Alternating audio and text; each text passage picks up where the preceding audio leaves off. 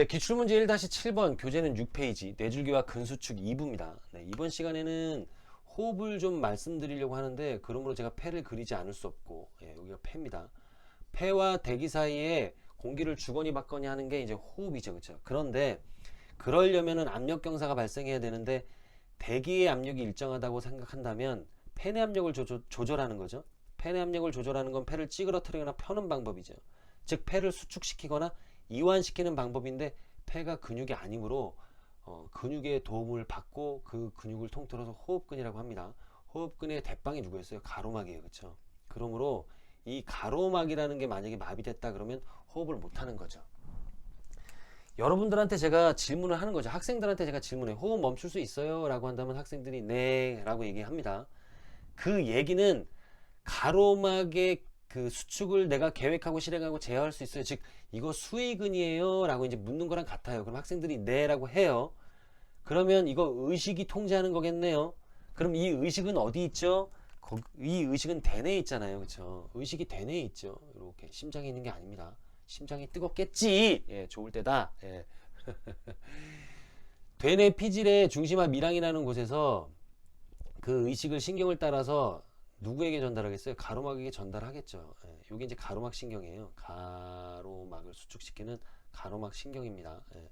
그러면 결국엔 의식이 가로막 신경을 흥분시켜서 가로막을 수축시키면 이제 호흡이 일어나는 거예요. 라고 공부를 해요. 근데 이것보다 더 중요한 거는 사실 이런 거예요, 여러분. 우리가 운동을 하거든요. 운동을 하면은 이런 상황이 벌어져요. PaO2, 즉 산소 분압이 떨어집니다. 체내의 산소 분압이. 이거 이해가 안 되시는 분들은 호흡순환계를 좀 공부하고 오셔야 돼요, 영상에서. 그 다음에 PaCO2, 그쵸. 이산화탄소 분압이 증가합니다. 예, 이산화탄소가 증가하죠, 우리가 운동을 하면. 그리고 수소의 농도도 증가하겠죠, 그쵸. 얘네들을 감지하죠. 얘네들의 화학적인 변화를 체내에 얘네들의 화학적인 변화를 감지합니다. 대동맥군과 목동맥에 그런 화학적 수용체가 있었죠.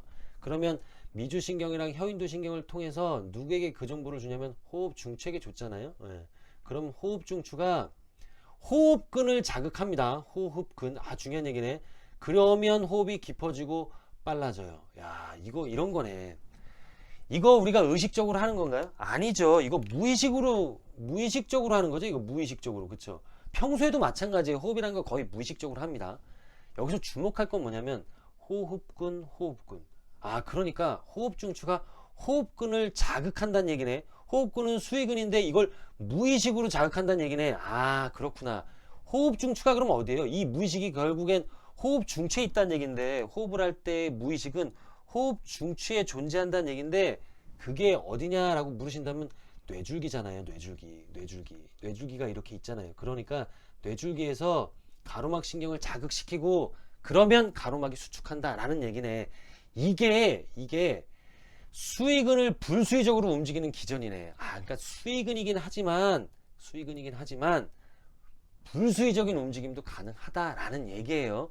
대뇌의 통제를 받지만 그렇지 않은 경우도 있어요. 이런 걸 뭐라 그래요? 이거를 추체외로라고 하고 이런 것들을 추체로라고 하는 겁니다. 예.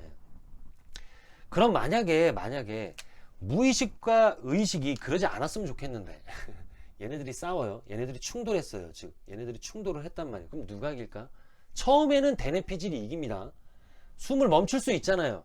그러니까 대뇌 피질이 이기는 거예요. 그러나 이건 일시적이에요. 자동 시스템이 결국엔 이겨요. 무의식이. 여러분들 숨을 참아요. 숨을 참고 죽는 사람이 있나? 그러니까 내가 그러면 안 되는데 이건 공부를 위해서 내가 죽고 싶어요. 그래서 숨을 참고 죽겠대. 절대 그런 일은 있을 수 없습니다. 숨을 참고 죽은 사람이 뉴스에 나오지 않잖아요. 그러니까 무의식이 의식을 이기는 거예요. 예, 그럴 수는 없는 겁니다. 예, 일시적으로 참을 수 있지만 계속 참을 수는 없는 거예요. 이런 불수의적인 움직임을 공부하기 위해서 근수축 중에서도 수의근의 불수의적인 움직임을 공부하기 위해서 이 얘기를 했는데 여러분 이런 거 있거든요. 경련. 경련이라는 거 있잖아요. 요것도 불수의적인 움직임이에요. 수의근의 불수의적인 움직임이 경련인데 사실은 이거 원인이 명확하지는 않습니다. 이게 왜냐면 원인이 유일하지가 않아요. 뭐 저혈당 와도 경련이 올 수 있고 그 다음에 혈류 공급이 잘 안 돼도 경련이 올 수 있고 뭐 신경 압박, 미네랄 부족, 그러니까 칼륨, 미네랄, 뭐 마그네슘, 칼슘 이런 거 있잖아요. 이런 거 부족해도 경련이 올 수 있고 이 상측, 이 상부에 있는 신경, 하부에 있는 신경 둘 중에 하나가 조금 병변이 일어나도 경련이 올 수 있다라고 얘기하는 거예요. 그쵸? 그러므로 이 경련이라는 거 한마디로 딱 이것 때문에 옵니다라고 얘기할 수는 없으나 추체로가 아니라 추체 외로의 움직임이 아닐까라고 이제 우리가 판단하는 거죠. 그쵸? 내장근 경련도 있잖아요. 내장근이라는 것도 경련을 하잖아요. 그쵸? 위장이 막 위경련이라는 거 하잖아요. 위경련. 그쵸? 이거는 수의근이 아니거든요. 그러므로 수의근의 불수의적인 움직임 그리고 무의식이 이 경련을 어떻게 보면 계획하고 실행하고 제어하는 게 아닐까? 계획 실행 제어라는 걸 경련에 넣으니까 좀 이상하긴 한데 어쨌든 그렇단 얘기.